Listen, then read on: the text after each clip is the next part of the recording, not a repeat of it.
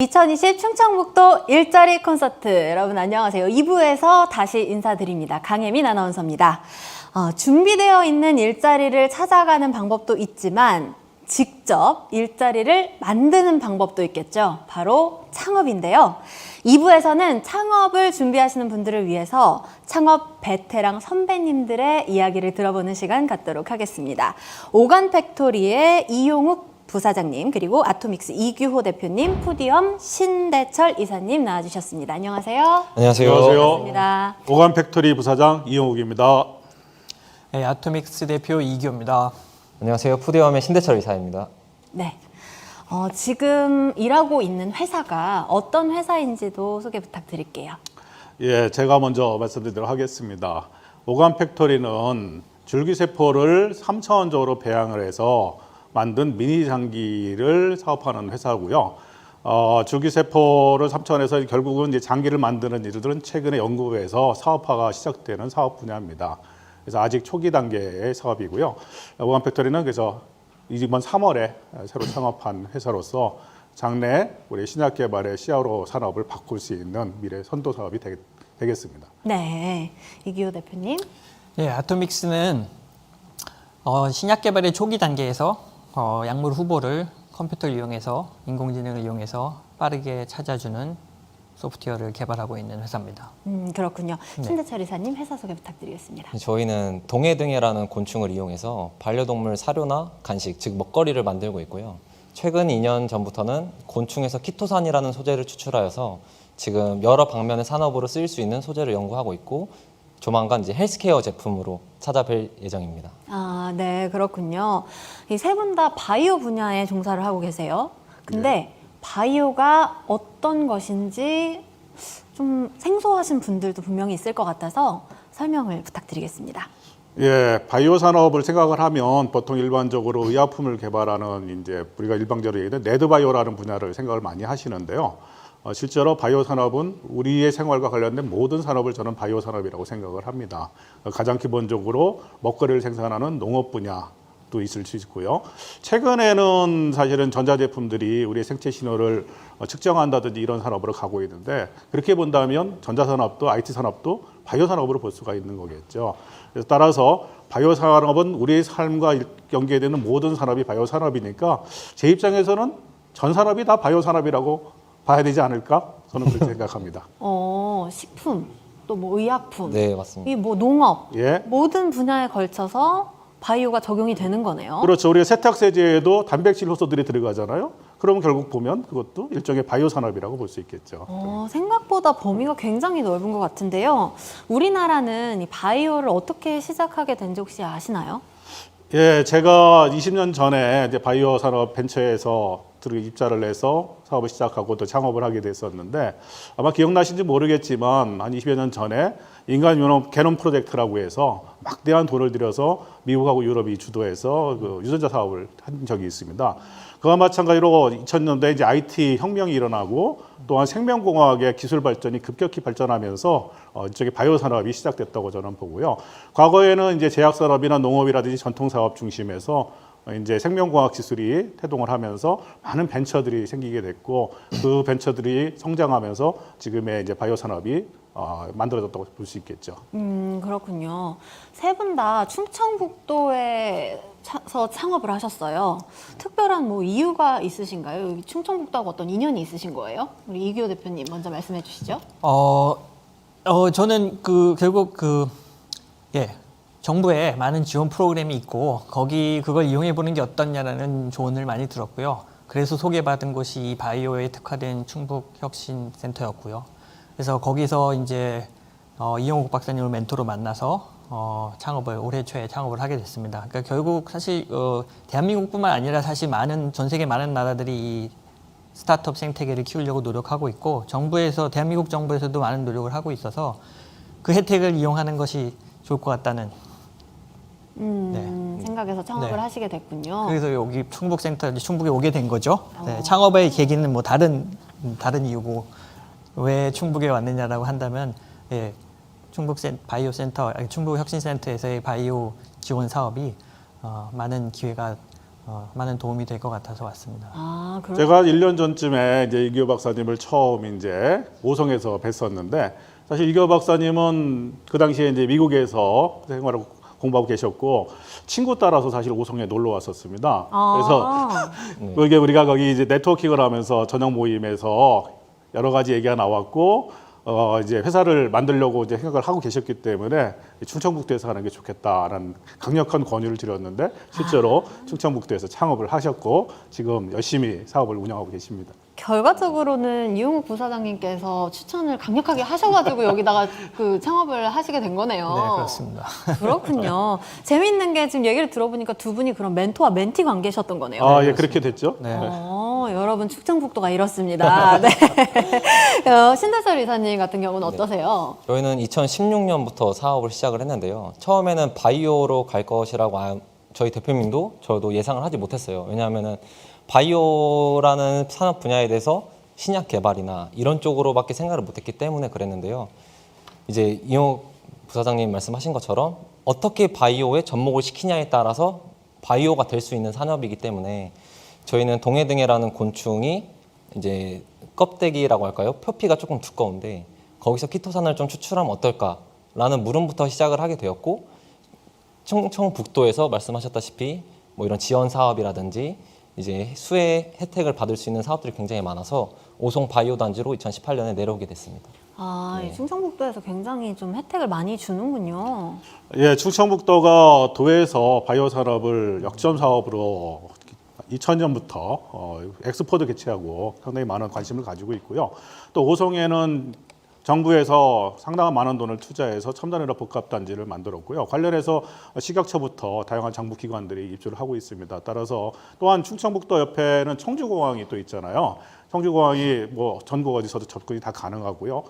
실제로 바이오 산업 우리는 뭐 많은 공장에 땅이 필요한 그런 사업은 일단은 아닌 것도 많아서 충청북도가 상당히 저는 지리적인 거나 환경적으로 장점이 많다고 생각을 합니다.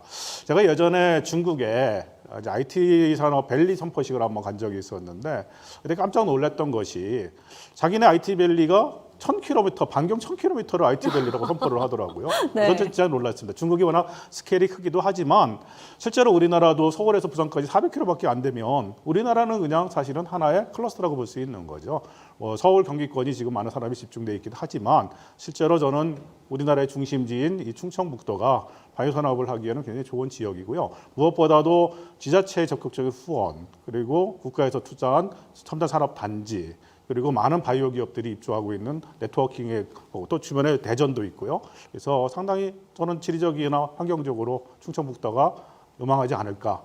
저도 여기서 활동을 하고 있지만 많은 분들이 여기서 사업을 하면서 같이 성장하는 그런 모델을 만들면 좋지 않을까 생각합니다. 뭐 이용욱 부사장님 말씀 들어보니까 거의 충청북도 홍보대사를 하셔야겠어요, 그렇죠? 저는 충북시는 아니고요. 저는 서울에서 태어났고 서울에서 살다가 2000년에 대전에서 창업하고 최근에 이제 충청북도에서 다시 사업을 시작하게 된 겁니다. 그렇군요. 애정이 좀 남다르신 것 같은데 예.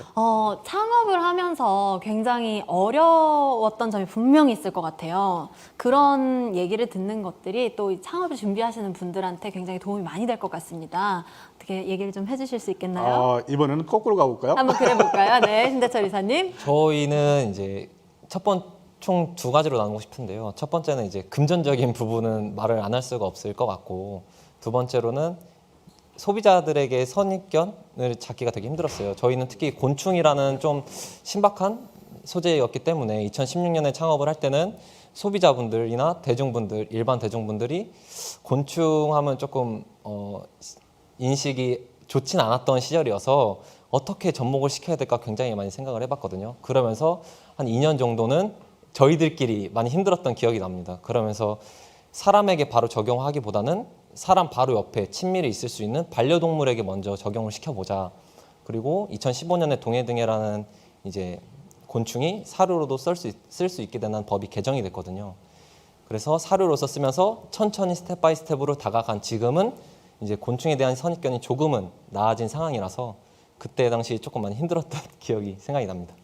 그러셨군요. 인식 개선이 될 때까지는 좀 많은 시간이 필요했을 것 같은데 네네. 그러면은 그동안 그런 금전적인 어려운 부분 같은 거는 어떻게 네. 해결을 하셨어요? 금전적인 부분은 이제 저희 대표님도 그렇고 저희도 그렇고 이제 한정된 자본을 가지고 운영을 해 나가야 되는데 손익분기점이나 이윤 창출을 분명히 어느 시점에는 도달할 것이다, 이익이 날 것이다라고 모든 부분들이 움직이실 텐데 저희는 그렇지 않았어요. 진짜요? 네, 그럼 그래서 처음 시작할 때도 디자이너 두 분을 모시고 이제 같이 시작을 했는데 경영진이 저까지 3명이어서 총 5명이 시작을 했거든요.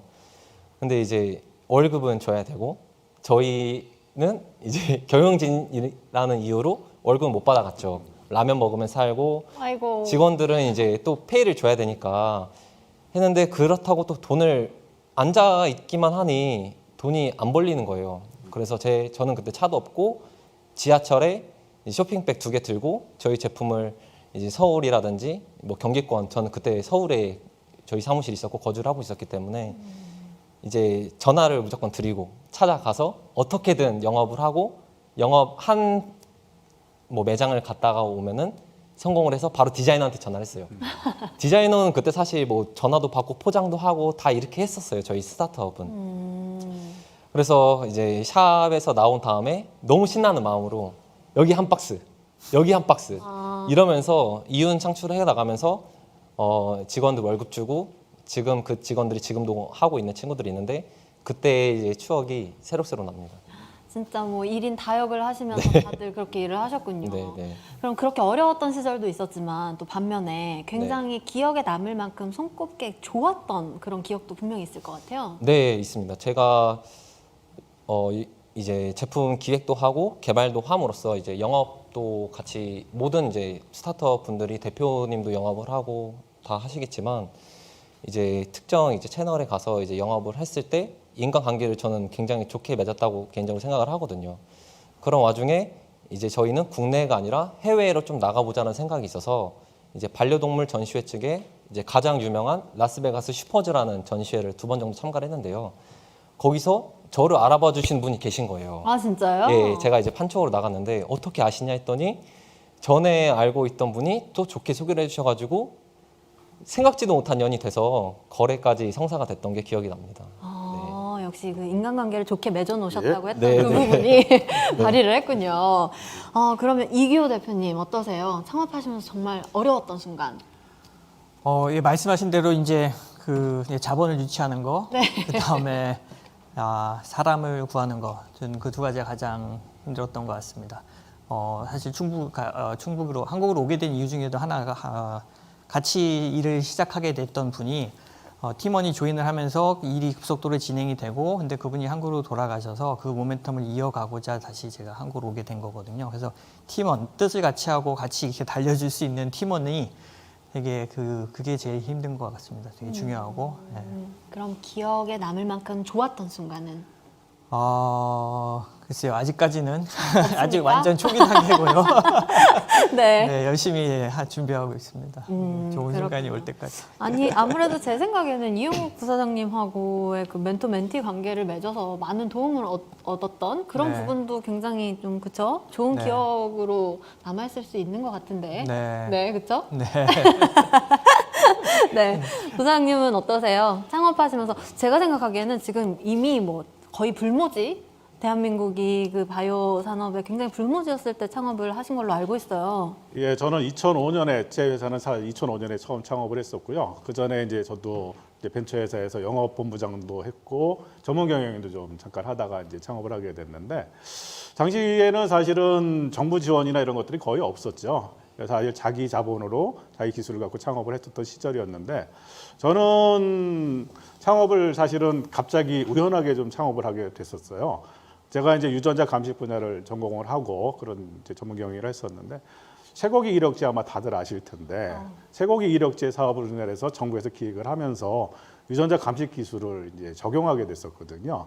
그래서 제가 그걸 가지고 같은 이제 이력제를 개발하시는 학교나 연구원하고 같이 이제 하면서 제가 창업을 하게 됐었습니다. 그러니까 한마디로 말하면 어쩌다 보니까 창업을 하게 된 케이스죠, 저는.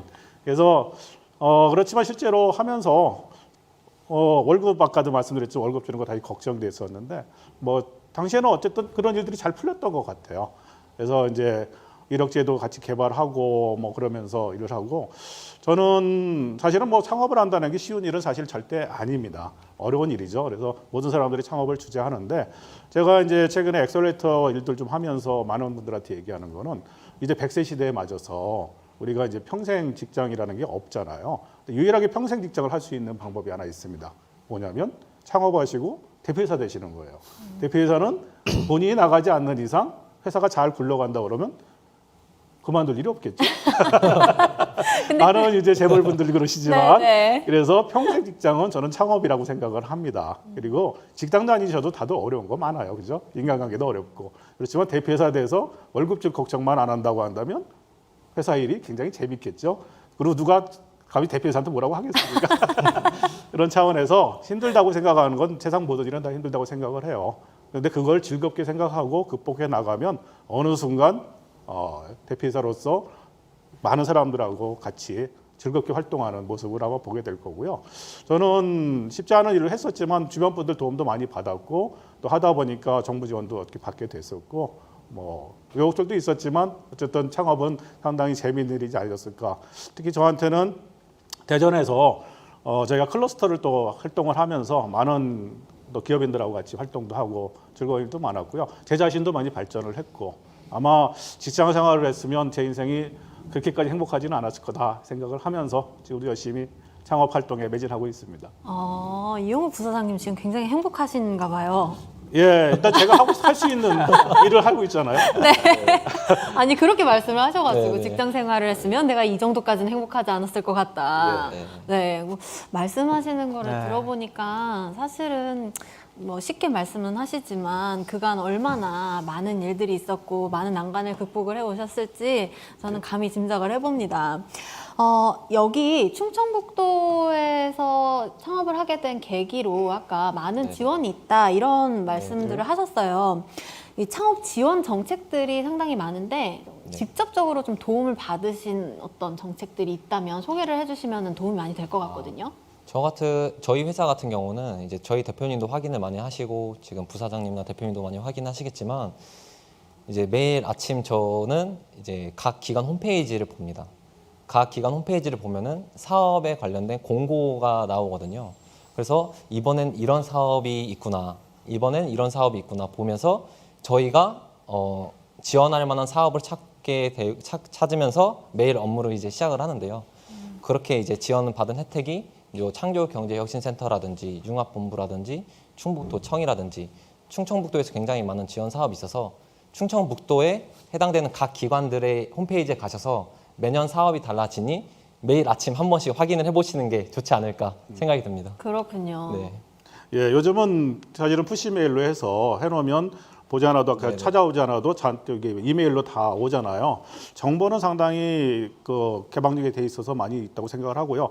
저는 이제 충청북도의 장점을 또 하나 얘기를 하면 사실은 절대적인 금액은 서울 경기권이 더 많은 건 사실이겠죠. 그렇지만 거기는 더 많은 회사들이 있는 거고요. 경쟁률로 차원을 봤을 때는 충청북도에서 선정될 확률이 상당히 높으니까 그런 면에서 지원받기가 좀 용이하다고 생각합니다. 사실. 경쟁률적인 면에서 네. 어떻게 생각하시나요? 네, 맞습니다. 그 정부에서 저도 결국 대한민국의 이제 소위 차세대 사업으로서 저 바이오 그다음에 인공지능 쪽에 관심이 많고 거기에 대한 지원을 많이 준비하고 있습니다. 그래서 그런 것들을 적극적으로 활용하는 게 저희 특히 초기 기업들 증명해야 될 게 많아요. 아직 그런 사람들한테 정부가 그런 역할을 많이 해주고 있고요. 그런 도움을 적극 이용하는 게 큰 도움이 된다고 봅니다. 네. 그렇군요. 지금 보니까 아까 말씀해 주셨던 경기도가 더 좋지 않나요? 이 부분에서 그 경쟁률적인 측면에서 충북이 굉장히 메리트가 있다라고 부사장님께서 대답을 해주셨습니다. 확실히 알고 넘어가셔야 될 것 같습니다. 그리고 진짜 강심장들이라고 해주셨는데 저도 이 부분에는 굉장히 동의를 해요. 창업을 하는 게 어려운 게 저도 마찬가지거든요. 뭘 해보고 싶어도 실패할까 봐. 네.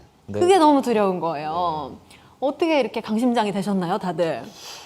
저는 아까도 말씀드렸듯이 저는 어쩌다가 이제 창업을 하게 됐다고 말씀드렸었잖아요. 그래서 사실 5천만 원으로 시작을 해서 뭐 어쨌든 회사 운영을 했었는데 최근에는 정부 지원 사업들이 상당히 많이 있습니다. 여기 찾아보시면 사실은 아이디어만 좋으면 자기 돈 갖고 시작을 안 해도 시작할 수 있는 계기가 돼 있고요. 특히 요즘은 이제 예비 창업 패키지라고 창업 전에 아이디어를 가지고 구현해 볼 수 있는 정부 사업도 있고요. 연간 예산이 한 2천억 정도씩 풀리기 때문에 상당히 좋은 저는 기회라고 생각합니다. 그래서 정부에서는 일단 단계별로 지원하는 것도 있고 여기 충청북도처럼 지자체에서도 별도로 지원하는 것도 있고요. 그 지역에서 창조기술 혁신센터가 적극적으로 또 멘토링이라든지 또 여러 가지 지원 사업들을 해주는 게 많기 때문에 일단 아이디어를 가지고 계시다고 한다면 주변에 그런 지원기관들, 창조경제혁신센터라든지 아니면 뭐 창업진흥원이라든지 이런 기관들 아니면 도에서 운영하는 그 지원기관들을 찾아가셔서 상담을 하시면 거기서 원스톱으로 저는 쭉 잘 지원해 준다고 생각을 합니다. 그리고 필요한 자금부터 시작해서 그 외에 혼자 하시면 사실 쉽지는 않잖아요. 그러니까 인허가라든지 여러 가지 법률적인 서비스, 뭐 그다음에 바이오 쪽은 또 특허도 중요한데 그런 것들. 그래서 일단은 찾아가 보시고 상담하시면 지원 사업들 이용하셔서 시작을 할 수 있다고 생각을 합니다. 그리고 뭐 창업이라는 게 뭐 처음부터 잘 갈 수는 없는 거겠지만 여러분들이 도전하다 보면 저는 결국에는 성공하지 않을까 생각을 합니다. 저는 창업은 100%로 생각을 합니다. 이유는 뭐냐면 될 때까지 하면 되거든요. 첫 번째 다들 어려운데 극복하고 또 도전하고 주변에서 또 네트워킹을 통해서 도움 받으시고 하면 결국에는 언젠가는 성공한 모습으로 서 있지 않을까 생각합니다. 아우, 될 네. 때까지 한다. 저희도 저희 대표님이 사업을 시작하셨을 때가 34살이었고 제가 26이었습니다. 그래서 저희는 이제 부사장님 말씀대로 안 되면 될 때까지 하자. 지금 젊은데 해봐야겠다라는 생각으로 꾸준히 하다 보니 돌파구가 있었던 것 같습니다. 그 돌파구를 찾는 점에 있어서 저희는 이제 이윤 창출을 제품으로 했는데요. 저희가 모든 회사들이 그럴 거예요. 아마 제 생각은 본인의 아이템, 본인의 비전을 가끔 심취를 할 때가 있어요. 본인의 아이템이니까. 하지만 결정은 소비자분들이 해주시는 거거든요. 그래서 소비자분들의 니즈를 잘 또 들어서 적정점을 잘 찾는 게 중요하지 않을까 싶습니다. 예. 그렇군요. 네, 여기 기다리면서 세브씨 앉아서 비슷한 얘기 했습니다. 예, 자기가 하고 싶은 일과 자기가 해야 되는 일, 그다음에 자기가 할 수 있는 일, 네. 이게 이제 맞아 떨어지는 게 가장 행복하다라고 했는데 결국 스타트업이 하는 일이 그거예요. 자기가 가지고 제가 지난 수십 년간 했던 제 분야의 기술을 가지고 그다음에 세상이 뭔가 맞아서 이걸 필요로 하는 회사가 그러니까 커스터머가 나타나고 그런 제품을 만들 수 있다는 자신감, 그런 믿음이 있기 때문에 이러한 무모한 도전을 할 수 있는 것 같아요. 근데 그게 그걸 찾아가는 과정이기도 하고요. 그걸 어느 정도 찾았다고 생각했기 때문에 그 위험을 감수하는 것 같아요. 그래서 그게 어떻게 보면 가장 그 과정에서 그 어려움을 극복해가는 그걸 찾아가는 그 과정이 어떻게 보면 그 즐거움이랄까 성취감이랄까 그걸 버티게 해주는 것 같고, 근데 그 믿음이 결국은 말씀하신 대로 될 때까지 한다고 하는 거는 결국 그 믿음이 강력한 믿음이 그걸 가능하게 해주는 것 같습니다. 네. 그런 믿음과 긍지 덕분에 네. 이 강심장 세 분이 오늘 이 자리에 계시는 거군요. 근데 이 창업하려면 아까도 계속 뭐 얘기 계속 나오지만 이 자금 조달 정말 어렵잖아요. 네. 지원 정책을 통해서 받을 수 있는 자금 조달 말고도 예. 또 좀 현실적으로 여러분들한테 소개를 해드릴 수 있는 팁이 있을 것 같아요. 요즘은 이제 중기부에서 엑셀러레이터라는 제도를 만들어서 몇 년 전부터 많은 엑셀러레이터들이 활동을 하고 있습니다. 그래서 엑셀러레이터의 역할은 예전에는 엔젤이라고 그러죠. 엔젤 투자를 했던 개인 투자자 조합들을 기관으로 바꾸면서 뭔가 창업 초기에 있는 분들한테 자금 지원하고 다양한 이제 여러 가지 어려움을 극복할 수 있는 것을 함께 해주는 역할을 하는 거고요. 초기에 엑셀러레이터 분들이 대략 한 3천만 원 정도씩을 이제 초기 기업에 투자를 해주거든요. 그래서 아까도 말씀드린 대로 그 엑셀러레이터 역할하는 게 창조경제혁신센터라든지 기술진보도 다 요즘은 엑셀러레이터 역할을 하게 됩니다. 대기업에서 또 만드는 회사들도 많고요. 아까도 말씀드린 대로 아이디어를 본인 거를 내게 좋다고 생각하지 마시고 일단 가서 객관화를 좀 시켜야 된다고 생각을 합니다. 이게 과연 성공할 수 있는 것들을 전문가들한테 좀 상담을 받으시고 그러다 보면 창업 좋은 아이템에는 요즘은 투자를 하려고 기다리는 자금이 굉장히 많거든요. 그래서 그런 어려워하지 마시고 일단 도전해 보시면 저는 자금 조달도 생각보다 용이하다고 생각을 합니다. 예전에는 사실 창업하면은 3대가 망한다고 해서 연대보증제도도 막 있어서 뭐 하다가 어려워져서 뭐 그렇게 되면 집안 전체가 힘들어졌었지만 요즘은 연대보증제도도 다 없어졌거든요, 정부에서. 기술보증 같은 것도 가시면 자금 지원도 받으실 수 있고 망하면 안 되겠지만 제가 아까 말씀드린 대로 어려움을 주변 분들하고 함께 극복하고 직원들하고 함께 하다 보면 결국 그 어려움을 극복하고 성공할 수 있다고 생각을 하거든요. 자금 지원도 따라서 두들겨 보시면 많은 기회가 있을 거라고 생각합니다. 지금. 그렇군요. 다른 분들도 다 지금 말씀해주신 팁 이외에 또 다른 팁이 있다면? 네, 저희는 이제 말씀해주신 대로 그런 지원 혜택이라든지 이런 거 말고 좀 현실적인 개인 얘기를 드리자면요. 팀 빌딩이 굉장히 중요한 것 같습니다. 스타트업이나 또 창업을 준비하실 단계에 자신이 기술이 있어도 어쨌든 매출로 이루어져야 되는데 영업이라는 부분을 또 빼놓고 갈 수 없거든요.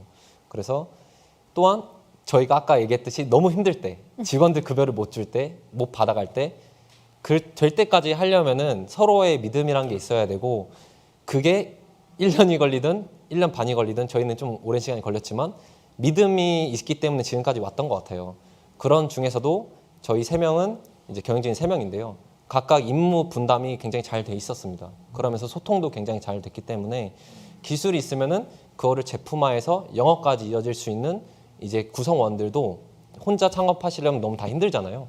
이제 그런 팀빌딩 하시는 것도 굉장히 좀 사전에 준비를 많이 하시면은 도움이 많이 될 것 같습니다. 네, 함께 하시는 그런 분들과의 어떤 소통이나 네. 믿음 같은 것도 굉장히 중요하겠군요. 네, 이제 한번 실시간으로 달리는 댓글을 보고 질의응답 시간 갖도록 하겠습니다. 지금 이번이 첫 번째 창업이신가요? 라는 질문을 주셨는데 세 분 다 지금이 다 첫 번째 창업이신 거죠? 아니요, 저는 당연히 아닙니까? 오래됐죠. 네네.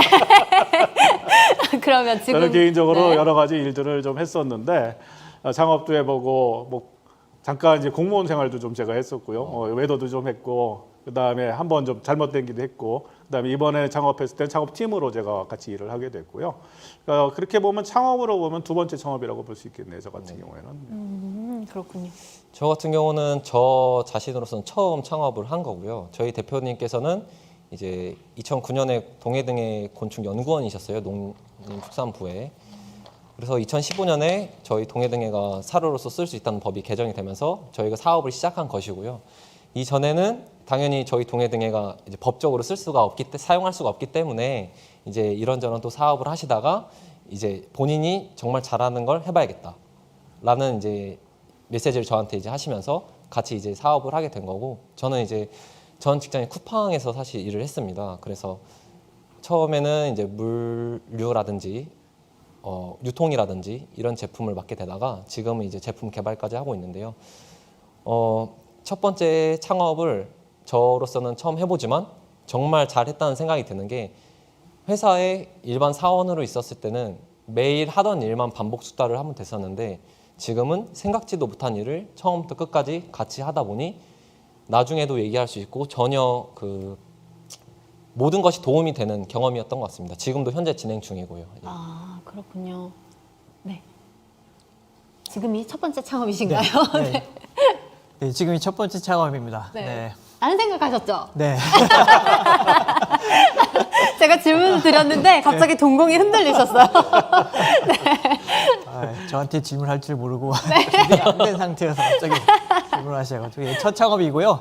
네, 저는 제가 저기 뭐 그 스크립트가 뜨는 걸 본 바를 저 생각을 하고 있었습니다. 네네. 저는 관련 회사에서 비슷한 일을 하다가 저 같은 경우는 뭐 창업 얘기를 해야 될 것 같네요. 첫 창업이라는 얘기 한마디만 하고 끝내긴 그렇고 그럼 어떻게 창업을 했냐 하면은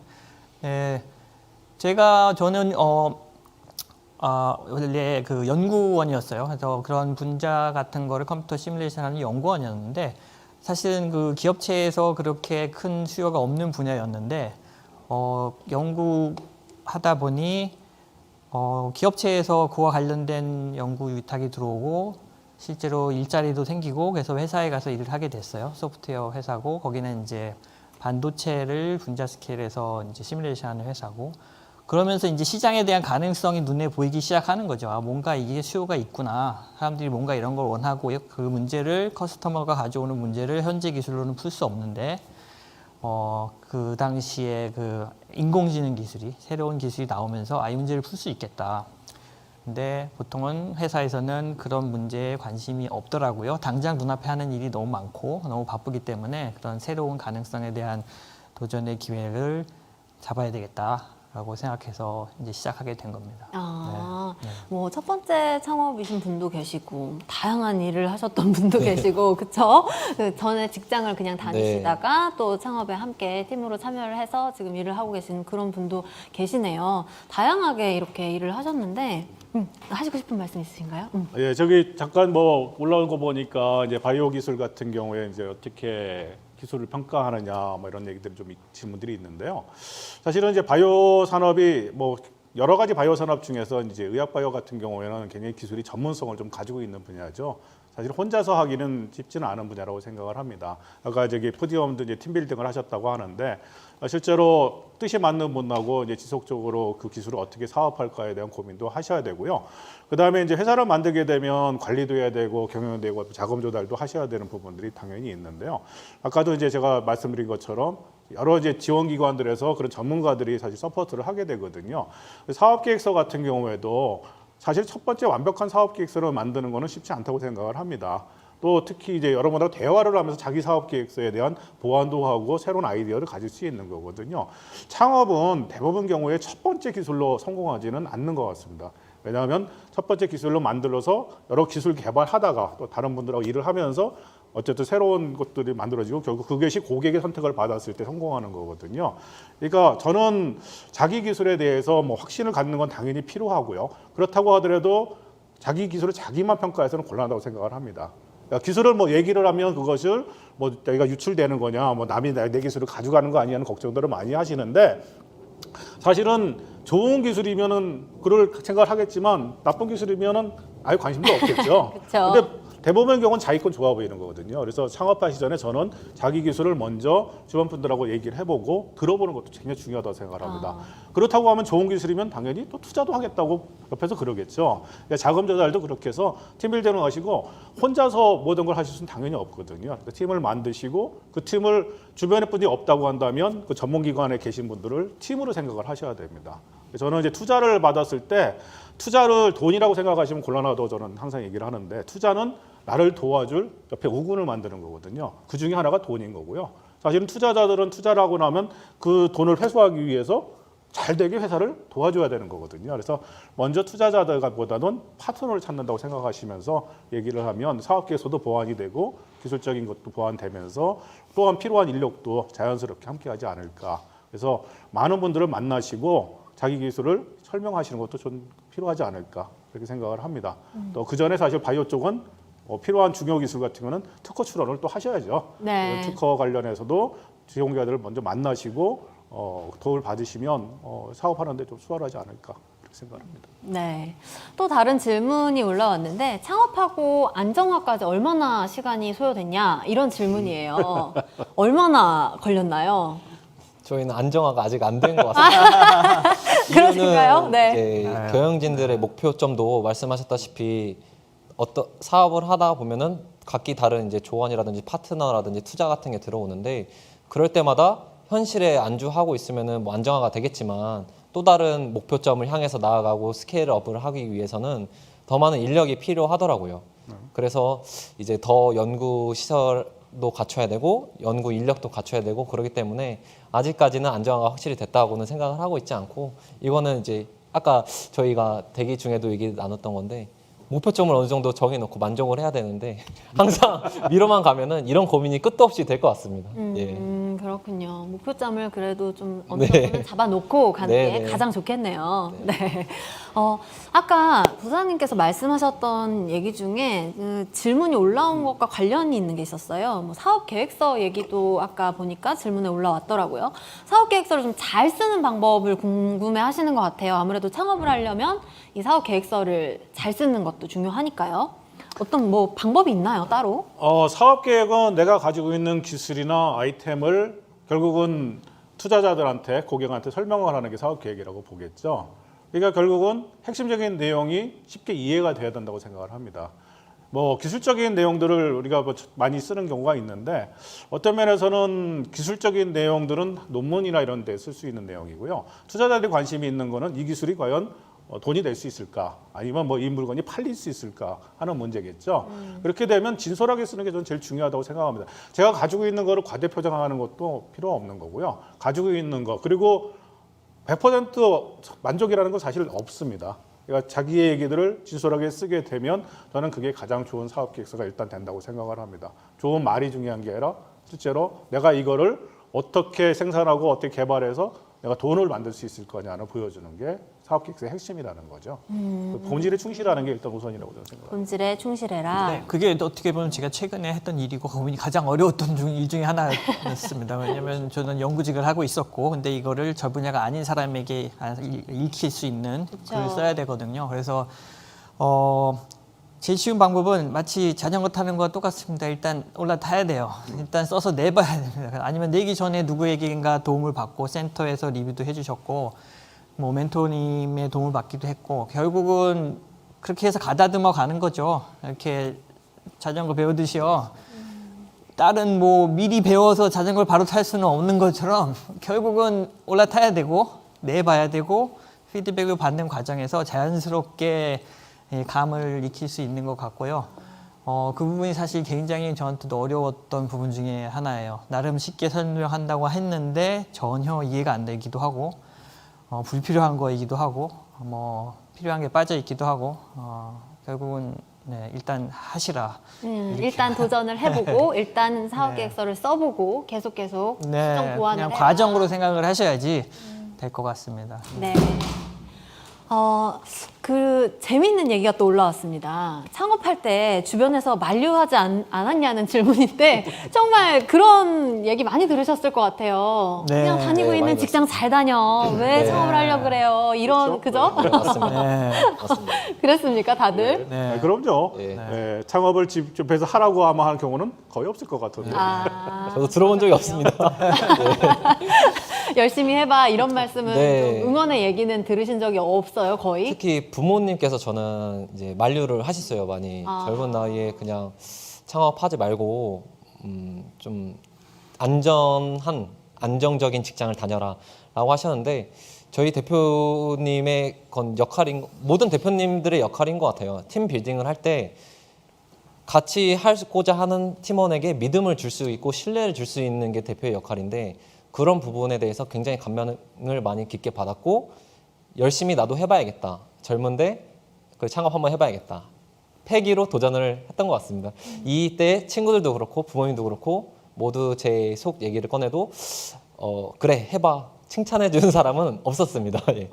그러면서 저희는 1년 정도 지났을 때 이제 여러 가지 지원 사업이라든지 청년들에 대한 그런 혜택 이런 걸 그때 알게 되면서 그때부터 좀 자세히 뭐 창조경제센터나 도청이나 이런 데 홈페이지를 뒤져봤던 것 같습니다. 네. 예, 제가 얼마 전까지만 해도 사실 우리가 이제 평생 직장이라는 걸 사실 사회가 그랬었잖아요. 한번 입사를 하면 정년 퇴임할 때까지 그 회사를 다니는 사회 구조가 돼 있었는데 최근에 이제 세대가 많이 변했죠. 이제 그런 평생 직장이라는 개념도 없어지게 되고 아직까지 뭐 그래서 평생 직장을 생각해서 공무원에 관심을 분들 굉장히 많이 계시지만 공무원도 결국은 60에 정년 퇴임해야 되거든요. 그러면 이제 인생이 100살이잖아요. 그럼 남은 30년, 40년을 뭘 하고 살 거냐는 거죠. 그리고 그러면서 이제 과거에는 창업을 하는 거를 이제 많이 반대도 했었던 부분인데 제가 아까 말씀드린 대로 자금적인 문제가 생기면 또 옆에 주변 분들 다 같이 가족도 힘들어졌던 시절이었던 거죠.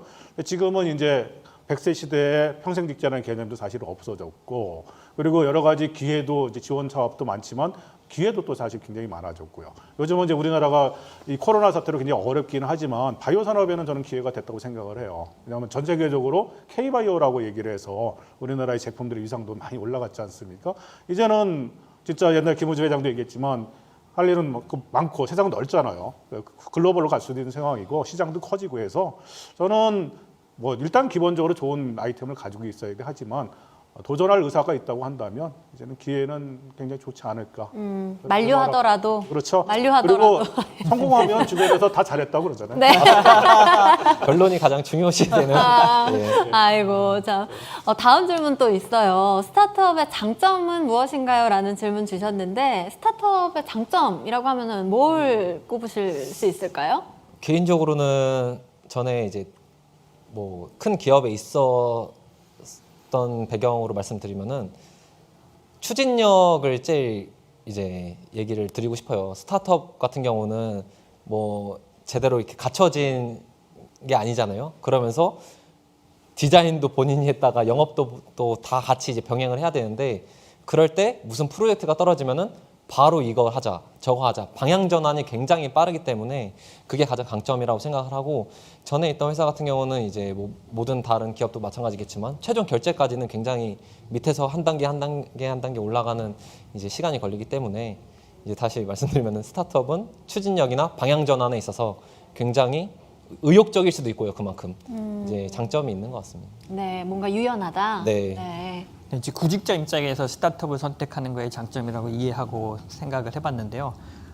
구직자 입장에서 스타트업을 굳이 가를 때 최대 장점은 결국은 짧은 시간 내에 많은 걸 배울 수 있는 것 같아요. 그러니까 회사에 가게 되면 워낙 시스템이 잘 갖춰 있어서 그 모든 과정을 배울 수 없거든요. 근데 스타트업은 말씀하신 대로 제한된 리소스를 가지고 짧은 시간 내에 결과를 만들어내야 되기 때문에 굉장히 짧은 시간 내에 그러니까 자기의 그 어떨까 능력치를 빠르게 성장할 수 있는 개인도 빠르게 성장할 수 있는 좋은 기회라고 생각합니다. 그래서 대기업만큼의 안정성은 없지만 더 길게 본다면 크게 성장할 수 있는 선택이 될 거라고 봅니다.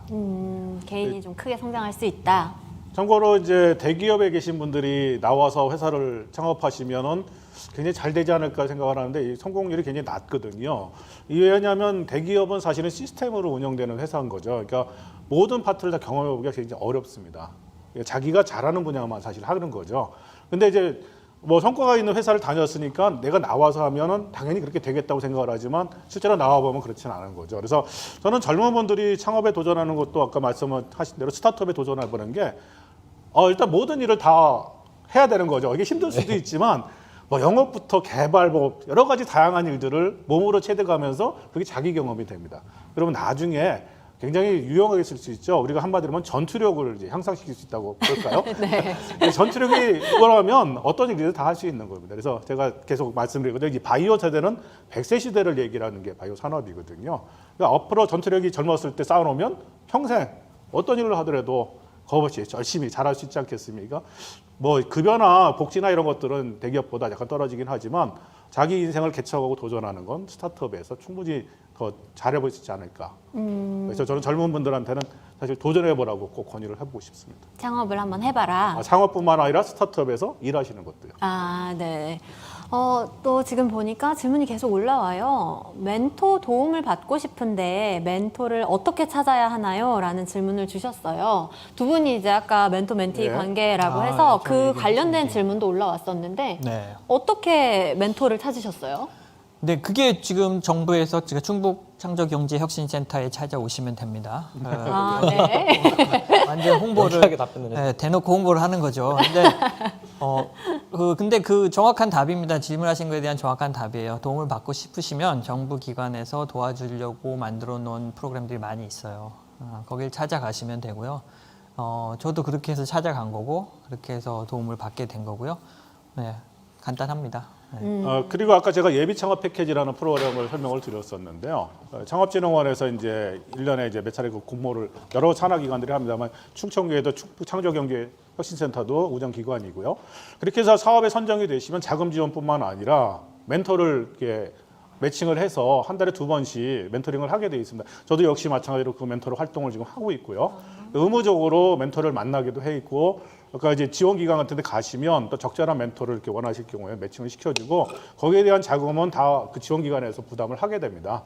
그러니까 여러분들은 그냥 멘티가 되시면 전문가를 만나시고 멘토를 만나실 수 있는 거죠. 그냥 찾아가십시오. 찾아가서 저는 멘토를 만나고 싶습니다가 하시면 아마 적절한 멘토를 매치시켜 줄 거라고 생각합니다. 더 적절한 프로세스가 또 있고요. 저희 그 충북센터 같은 경우에는 먼데이 피칭이라고 해서 자기의 아이디어에 대한 간단한 슬라이드 발표를 해서 심사를 거쳐서 거기서 이 아이디어를 지원하게 되겠다 하면 이제 멘토 프로그램 등등 여러 가지 다 가시면 거기에 맞는 절차를 안내 받으실 수 있을 겁니다.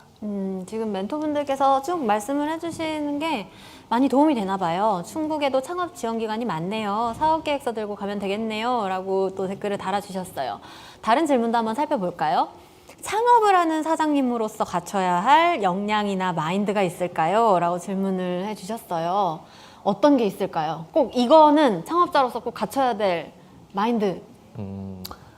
아까 지금 좋은 말씀 해주셨던 것 같아요. 창업자로서 갖춰야 될 마인드 중에 하나는 끝까지 하겠다라는. 될 때까지 한다. 근데 그건 자기도 자기가 어떤 믿음이죠. 이 가능성을 보고 거기에 대한 확신이 있을 때 움직이는 거고요.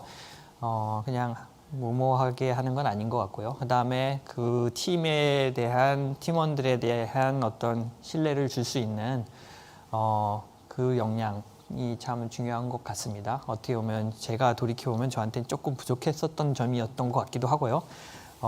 창업자가 흔들리면 다 흔들려요. 그러니까 그 신뢰를 줄 수 있는 그 믿음이 확고해야 됩니다. 그러니까 근거가 있어야 돼요. 근거 없는 것은 또 곤란하고 그거라고 저는 제 개인적인 생각은 그렇습니다. 우리가 보통 그걸 기업가 정신이라고 이제 설명을 하거든요. 네.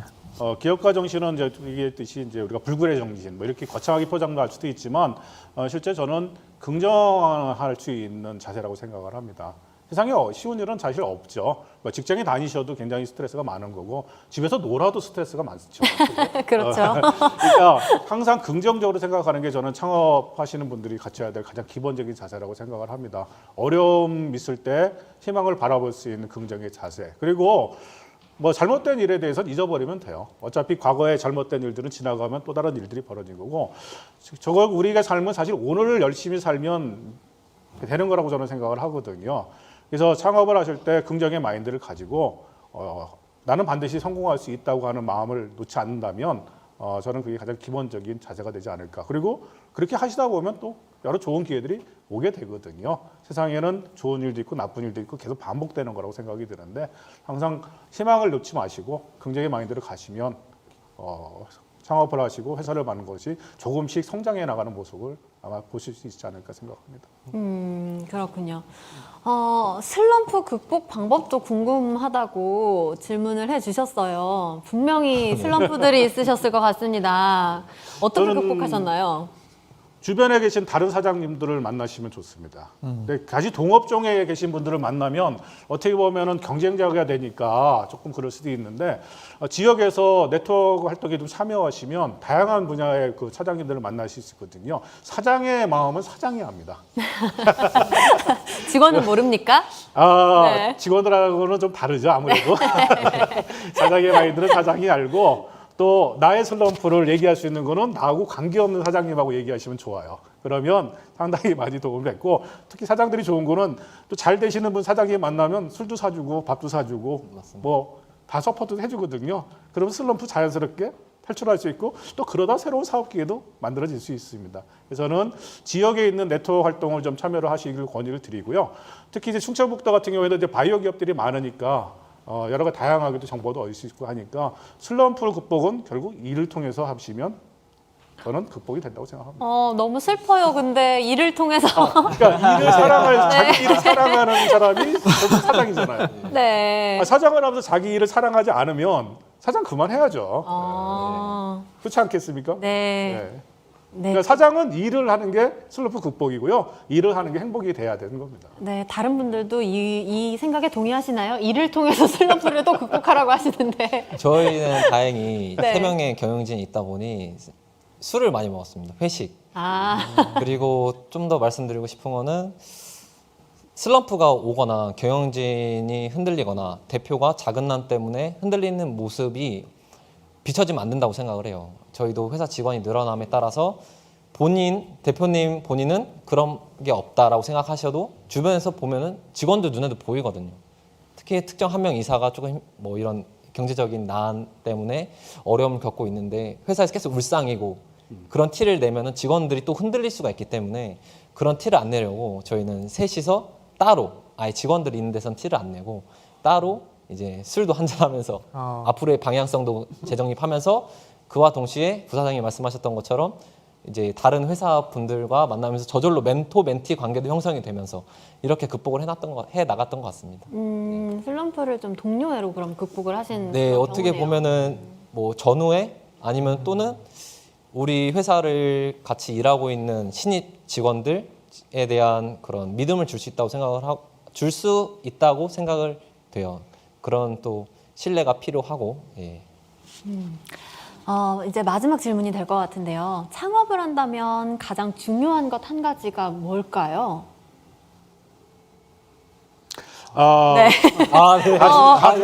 해도 있는데 벌써 마지막이구나. 네. 얘기하다 보니까 시간이 벌써 막 이렇게 갔군요. 창업을 하면은 많은 사람들이 기술이 중요하다고 생각을 하겠죠. 그리고 뭐 아이템이 좋아야 뭐 사업을 하는 것 같다고 한다고 생각을 많이 할 거라고 생각합니다. 뭐 당연하게 뭐 맞는 말일 수도 있지만 저는 창업을 하려고 결심을 했을 때 제일 중요한 거는 도전이라고 생각을 합니다. 전리길도 한 걸음이라고 이렇게 말처럼 도전하지 않으면 성공할 수 없거든요. 좋은 기술이라고 생각을 해도 시장에서 받아들이지 않으면 좋은 기술은 아니거든요. 좋지 않은 기술도 시장에서 받아줄 수 있으면 좋은 기술이 되는 거고요. 그리고 내가 갖고 있는 기술이 지금 완벽하지 않은 겁니다. 모두 다. 그 기술을 완벽하게 만들려고 한다면 팀이 만들어져야 되고 여러 도움을 받아야 되거든요. 그 모든 것은 시작입니다. 시작하지 않으면 이루어질 수 없는 거죠. 그래서 저는 창업에서 가장 중요한 건 도전이고 시작이라고 생각합니다. 네. 다른 분들 생각도 듣고 싶습니다. 대표님, 먼저 하세요. 네. 저는 이제 꾸준히 말씀드렸던 것 같은데 이제 팀 빌딩이 가장 중요한 것 같습니다. 물론 본인 대표 혼자로서도 역량이 너무나 넘쳐나서 이것저것 모두 컨트롤할 수 있으실 수도 있겠지만 저는 이제 팀 빌딩을 어느 정도 최소 2-3명은 갖춰져야 임무 분담과 이제 시너지를 더 발휘할 수 있기 위해서 팀 빌딩이 가장 중요하다고 생각합니다. 네. 네, 저도 뭐 동의하는 얘기입니다. 사람이 제일 중요한 것 같아요. 팀 빌딩. 그다음에 뭐 말씀하신 대로 일단 부딪혀야 한다는 거죠. 아까 말씀드린 것처럼 뭐 이게 배워서 되는 게 아닙니다. 그냥 다 과정이고 그 과정 없이 결과가 없는 그런 일이기 때문에 일단 부딪혀야 한다는 거. 그리고 어떤 어려움이 와도 이 길이 맞다라는 어떤 그 확신 그게 있어야 될 것 같아요. 예. 저는 그 정도로 말씀드릴 수 있을 것 같습니다. 네. 그러면 이제 진짜 마지막으로 예비 창업을 준비하시는 예비 창업자분들께 짧게 한마디씩 해주시면 고맙겠습니다. 평생 직장을 원하신다면 창업하십시오. 그리고 성공합니다. 그때까지 하면. 그렇습니다. 성공합니다. 네. 저도 똑같이 무조건 일단 해라라는 생각을 하고 싶어요. 물론 하기 전에는 많은 생각을 이제 해야겠지만 이게 시장에 나가서 먹힐까, 반응이 있을까, 내가 제대로 생각을 하고 있는 것일까, 경제난이 있을까 많은 생각을 하겠지만 일단 시작을 하게 되면은 아까 뭐 자전거 좋은 비유를 들어주셨는데 길은 언제나 있으니까요. 그 믿음과 신뢰를 이제 잃지 말고 혼자 뚝심 있게 열심히 해 나가면은 되지 않을까 싶습니다. 네, 그럼 약간 저는 그럼 뭐 반대 얘기를 조금 보태야 될 것 같아요. 예.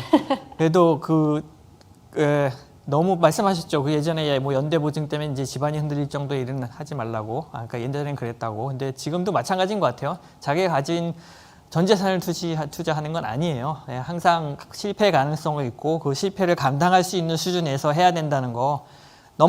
자전거 타다 넘어지면 뭐 까지는 정도잖아요. 사람이 죽지는 않잖아요. 그러니까 사람이 죽는 일을 할 수는 없잖아요. 그러니까 어느 정도 자기가 감당할 수 있는 수준에서 물론 해야 됩니다. 그렇지 않으면 곤란하고요. 그리고 말씀하신 대로 시작하시면 됩니다. 그 정도의 감당할 수 있는 리스크를 찾아서 가능성, 믿음, 자기가 믿는 길을 이것이 앞으로 새로운 뭔가를 만들어낼 수 있다고 믿으신다면 감당할 수 있는 범위 내에서 하셨으면 좋겠습니다. 네. 오늘 이 세 분과 정말 유익한 대화 나눴는데요. 창업을 준비하시는 많은 분들께 도움이 되셨다면 좋겠습니다. 기업 실무자들에게 이렇게 취업 그리고 창업에 대한 꿀팁을 1, 2부를 통해서 직접 들으니까 훨씬 확 피부로 와닿는 그런 시간이었지 않나 싶습니다. 오늘 이 방송을 통해서도요. 충청북도 내에 계신 창업과 취업을 희망하시는 분들에게 꼭 좋은 결과가 있길 바라면서 저희는 이만 마치도록 하겠습니다. 저희가 1부에서도 함께 외치면서 끝냈어요. 2부에서도 함께 외치면서 끝냈으면 좋겠습니다. 2020 충청북도 일자리 콘서트 화이팅 하면서 끝내도록 하겠습니다. 2020 충청북도 일자리 콘서트 화이팅!